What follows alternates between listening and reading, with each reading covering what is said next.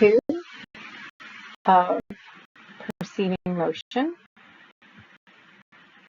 Back to what we are trying to explain and to come back to corollary discharge theory, so that we can, so you can do some of the demos, and I can strongly recommend that you do the demos that are in the book.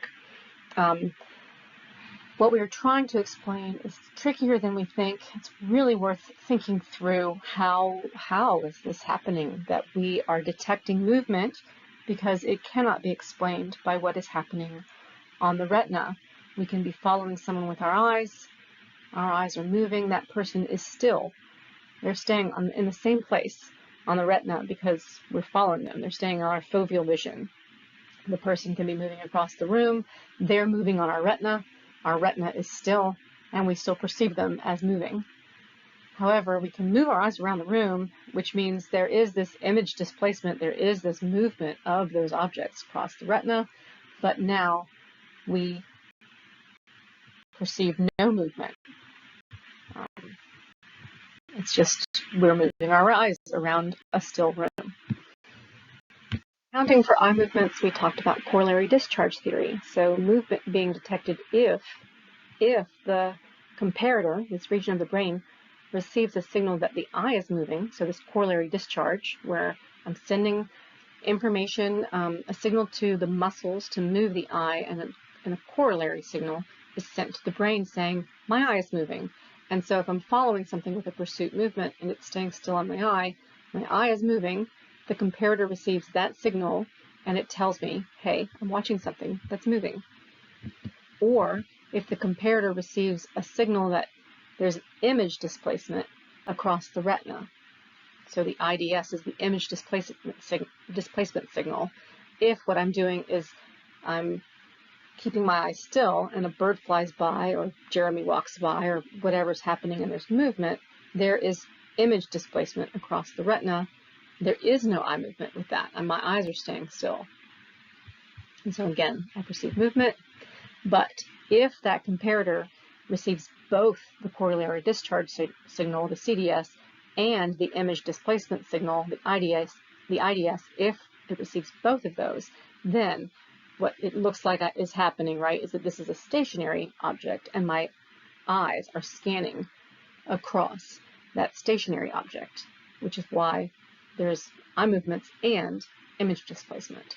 And now no movement is detected. And I said that I believe it's more complicated than this, even though this is the theory that has lived through the decades. Some really great demos to do in the book, but you can do them from the book, you can do them here. If you pause this, like we did with the color perception, and we're doing this kind of fatiguing of neurons, you're going to fatigue neurons, and what you're going to end up seeing, as I'm hoping you would guess, is a green dot.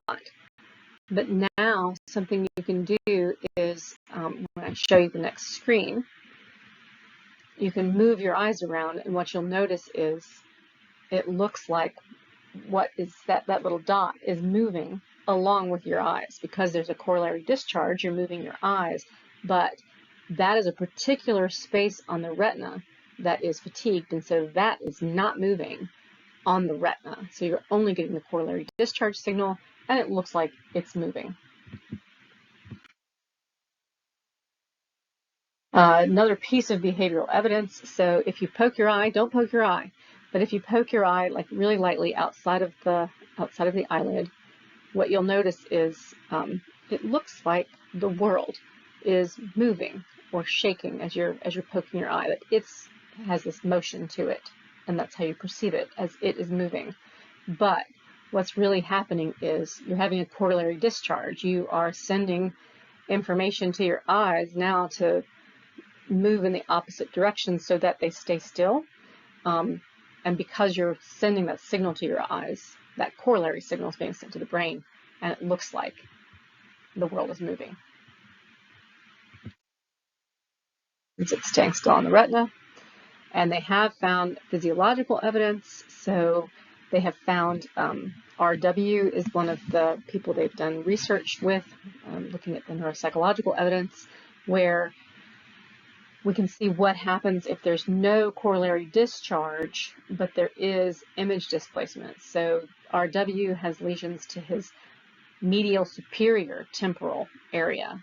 And so when his eyes move and the image moves across the retina, he apparently is lacking that corollary discharge signal, that piece isn't getting to the brain. And so now there's just this image displacement, and so it looks like the whole world is moving, even when the world's not moving. He's moving his eyes, but his brain isn't realizing that he's moving his eyes, and so it looks like there's movement in the world.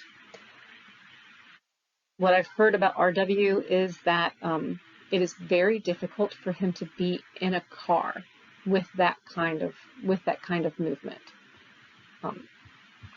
Because he sees the whole world is moving all the time as he's moving his eyes.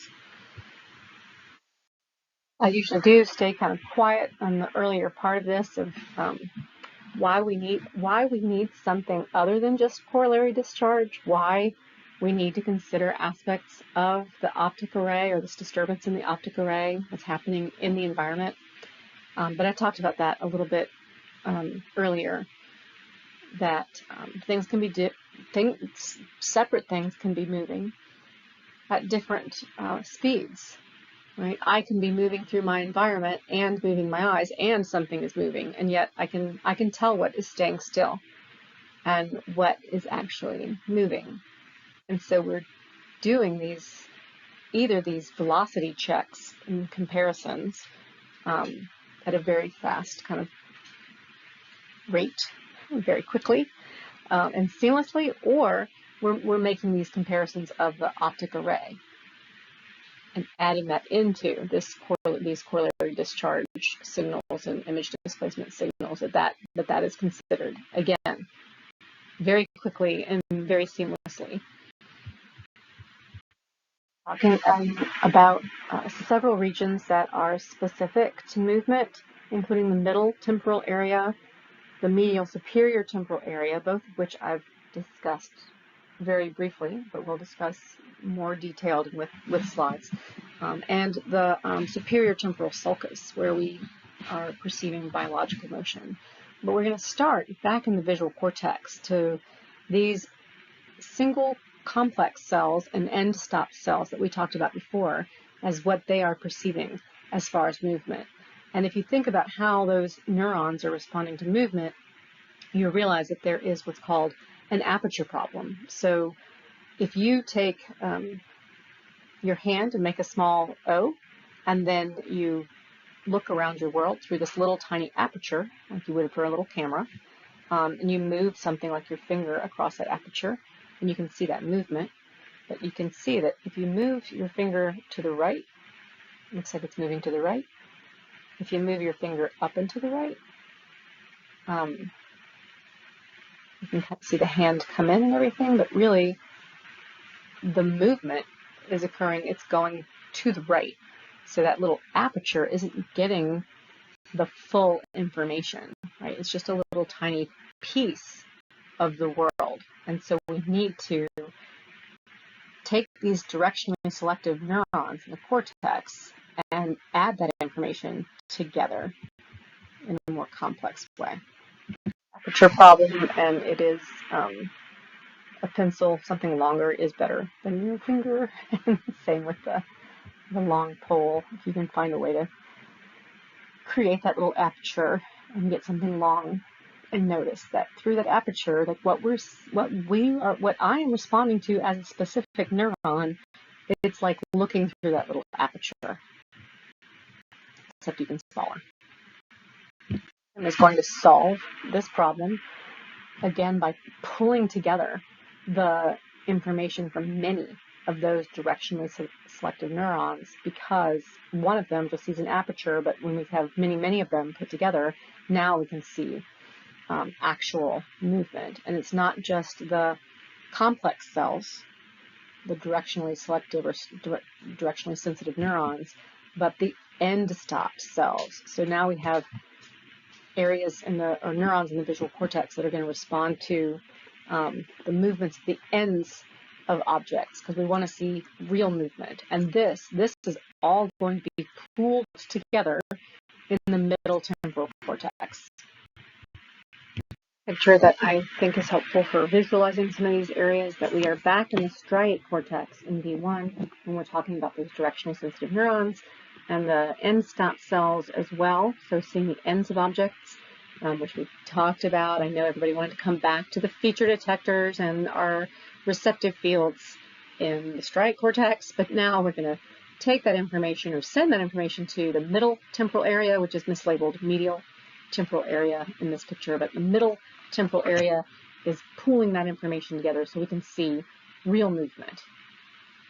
And then other things this is showing, so the superior medial temporal area is going to be on top of that, superior just above that, and then the superior temporal sulcus in purple there, just so we can picture this, because later on I'm going to have a table, and it's kind of nice to picture, I think, where all of this is kind of moving through the brain. Out some studies that use these dot arrays, and I'm going to talk a little bit about this Newsom et al. 1989 study, where they are manipulating the coherence, or the degree to which those dots are moving in the same direction. So if there's zero coherence, this is truly random and we don't see movement in a particular direction. If there's 50% coherence, so 50% of those are moving in the same direction and the other 50% are really random, we can see that movement is happening in a particular direction. And of course, if it's 100% coherence, we easily see, hey, the dots are moving up, they're all moving up. It's an easy thing to see. So they looked at the relationship between a monkey's ability to judge the direction of those moving dots and the response of the neurons or of specific neurons in the monkey's middle temporal cortex. And these matched, where if I can judge the direction of movement, neural firing is faster. So it's that neural firing that's allowing me that judgment, basically. So if dot coherence is at 0.8%, which is very low, the monkey cannot judge the direction, and the neuron's response is at baseline. So the neuron that would be responding to the specific direction of movement. If the dot coherence is up to 12.8%, the monkey can judge the direction, and now those neurons that are responding to that particular direction of movement, they're firing faster than baseline. There were several places where I skipped really talking about, hey, this neural firing really is representing or becoming perception, and we can see it by examining the responses of neurons and then asking about perception, which we kind of did those relationships early on. One of the kinds of studies that have become relatively popular are microstimulation studies, or now we have lesioning so temporary lesioning for people, where we can use the transcranial magnetic stimulation to temporarily lesion an area and kind of wipe that area out. But we're into the middle temporal area here, and so we're looking at a microstimulation study for of monkeys, where they're going in and they're stimulating specific neurons. And so when the microstimulator is off, so we're not stimulating any neurons, and the monkey is seeing dots moving to the right, the monkey's judgment is those dots are moving to the right. If we go in and we turn the stimulator on so that neurons that would be responding to the dots are moving down to downward movement, we stimulate those neurons, and what the monkey sees on the screen, the dots are moving to the right. Now what the monkey perceives is the dots are moving down and to the right.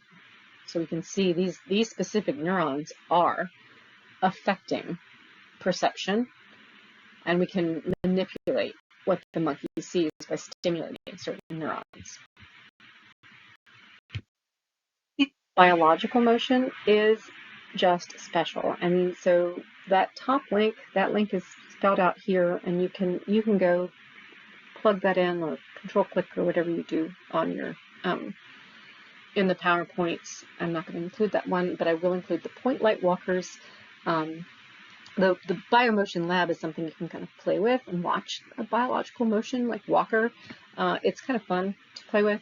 The point light walkers, so as I'm describing this, what they would do is they would put lights on a person's joints. Usually it's something between 9 and 13 lights. And now if we just put it so on the elbows and the shoulders and the knees, now we turn off the lights and that person moves, and we can tell. First that it's biological motion, and second, if we are familiar with whatever the performance or task that they're doing is, we can tell what they are doing. So whether they're doing jumping jacks or playing basketball, it's really easy to tell. And so when we're looking at these point light walkers and interpreting this biological motion, we see activity increases in the superior temporal sulcus, and we're going to see that this region is important for perceiving biological motion. We actually brought this up, or I brought this up really briefly when I talked about perceiving the face, when we're looking at mouth motor movements and eyes and where people are looking, so we can have this joint attention, try and figure out what they're talking about. But biological motion is coded here in the superior temporal sulcus. And when we're looking at these point light walkers, we apparently have activity in the fusiform face area as well. In 2005, Grossman did a transcranial magnetic stimulation study where we can use this magnetic coil to either enhance neural activity or overstimulate and wipe out neural activity. So they stopped the work of the superior temporal sulcus, and what they found was a disruption in the ability to detect biological motion. So if we put those point light walkers, the way they did this was they put those point light walkers in with a lot of randomly moving lights, and we can still, I can't remember if it's something like 50%, even if 50% of those lights are randomly moving, we can still see the biological movement, and we can still tell what the task is or the performance is, what they're doing, if we're familiar with it. But if they disrupt the superior temporal sulcus, then they need to bring that random noise down quite a bit, and that people can we're still able to see the biological movement, but not with as much random noise. They needed that noise to be quieted, if you will. This table that has been put in the book that I really appreciate. It wasn't here in the early editions of the book, but we can see some of the different regions of the brain that are important for our interpretation of movement and our perception of movement. Where the striate cortex, we're going to have complex cells and end-stop cells, so we can see movement across those small receptive fields, so across a small aperture. That information is pooled, as I said, in the middle temporal area, and the middle temporal area tells me the direction and speed of the movements of objects. The medial superior temporal area that we talked about as being potentially holding some of that comparator in it, because the person who had damage to this region had difficulty with his eye movements, right? But now everything looked like it was moving. But it looks like this is helping us process optic flow information, so the movement of stuff around me as I'm moving. I'll just kind of show there with that line that we can kind of tell that we're moving towards that line, even though these are just lines. But they are giving us basically what we would see as optic flow information. So, and it helps us to reach for moving objects as well. And then finally, the superior temporal sulcus, which is involved in biological motion. And I talked about people quite a bit, but people or animals, as long as it's biological motion, this is the region that is responding to that. Questions? So, why do some animals freeze in place when they sense danger? When I talk about the sympathetic nervous system and that we have this fight or flight response, I say, well, it's better if we talk about it as a fight, flight, or freeze response, which some of us do, right? We have a real freezing when that sympathetic nervous system gets going. And the answer to this has to do with that attentional capture, right? So if I think that a predator animal might see me, I'm going to freeze because that's going to stop that attentional capture. And as soon as I move, I'm going to capture their attention. Movement really tells us that something's changing in our environment, and we pay attention to movement. It's salient. How do films create movement from still pictures? I went through this before with a number of frames per second, and we talked about the phi phenomenon again, but I don't know if I've used that terminology. But so the light comes on in one place, goes off, and with the right amount of timing, light comes on in a new place.